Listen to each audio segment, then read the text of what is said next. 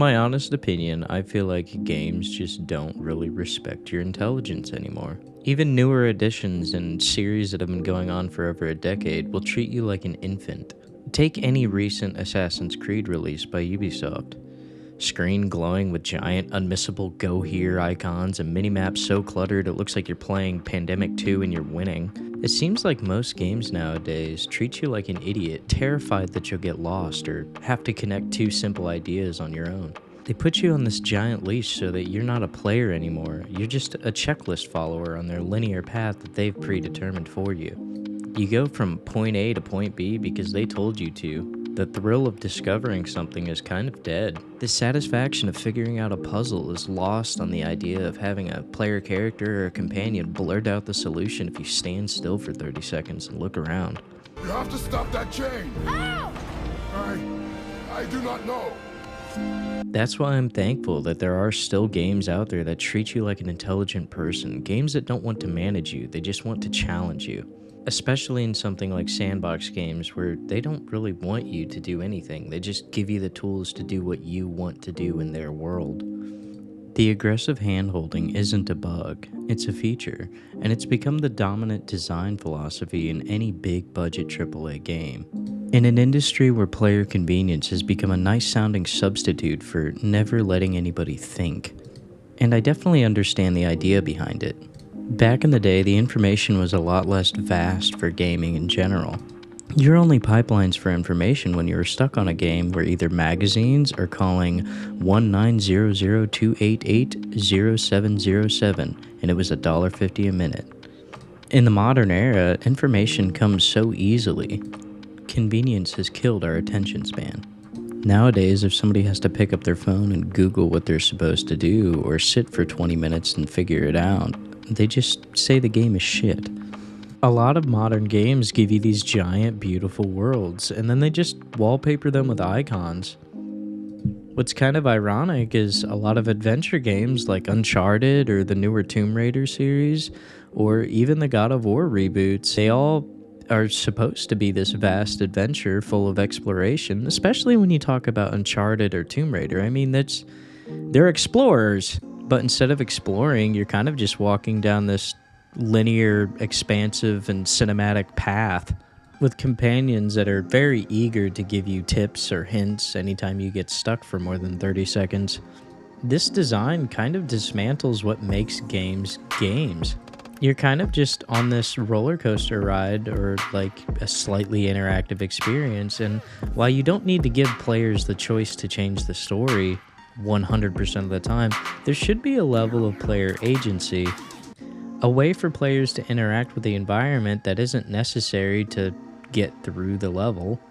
And if you ignore the linear adventure games and just take them for what they are, you look at the more open world RPGs nowadays, and it seems like the map isn't a tool for you to explore, it's just a to-do list. And I think the main driving factor to this is AAA games cost a fortune to make, and to make money back, they need to appeal to the widest audience possible, which includes all of the casual players, people with limited time.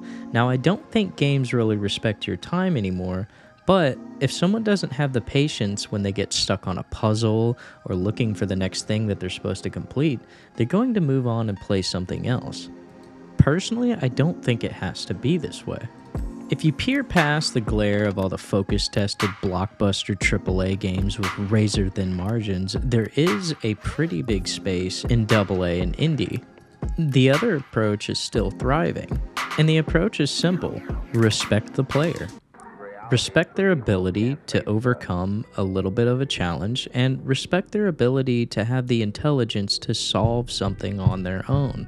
And I don't mean filling a game with needless difficulty and tedium.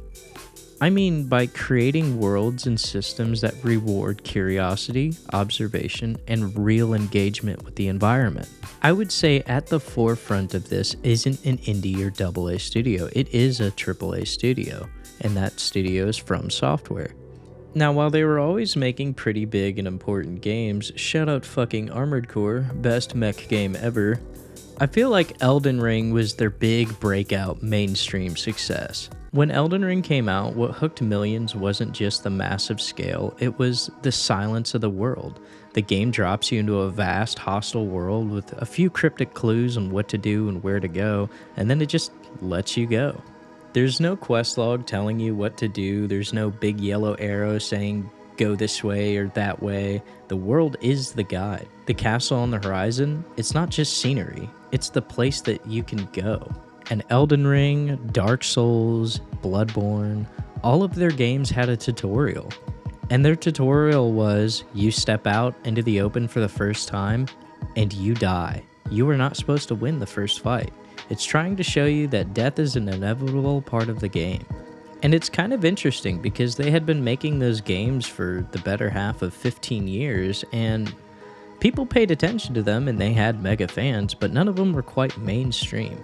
Everything was just compared to Dark Souls. This is Dark Souls level of difficulty, etc. Elden Ring was just their magnum opus. What makes it important though is there is still room in the AAA space for those kinds of games. Our attention spans are not dead.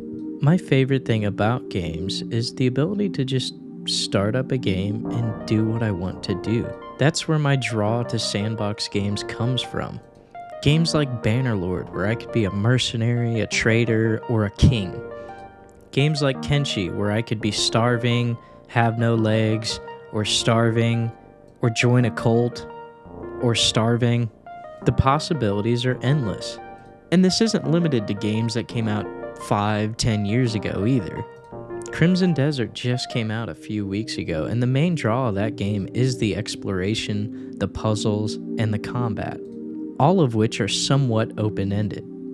Now, the story sucks a big bag of dicks, but the game is fun, and it's pretty rewarding, and you're constantly learning new things. It's one of the few games where you can get 70-80 hours in and still be getting new skills. Nowadays, you're given two approaches for making games. One sees the player as a customer to be guided and carefully cultivated so that they never leave their game, shuffling them from one expensive linear set piece to the next, or locked in with the FOMO of battle passes and seasonal events. The other approach is simple. Build the world, set the rules, and then just cut you loose. They trust you to do the rest. And these developers understand that struggle or difficulty isn't a flaw. It's what makes victory feel meaningful. The low lows make the highs even higher. And it proves that these are the best moments in gaming, and they're never the ones that are handed to you. They're the ones that you earned. The runaway success of these tougher, smarter games proves that there's a huge audience for experiences that treat people like adults. Games that are allowed to let you fail, the ones that reward you for your intelligence, and that trust you to find your own way. And if you feel the same way, consider subscribing. I want to know your thoughts on this topic, so tell me in the comments. What was the last game you played that truly made you feel smart? And if you're a really rad dude, hit that bell notification too for more nostalgia-based content, analysis like these, and my own evolution of Let's Plays. Thanks for watching. I love you.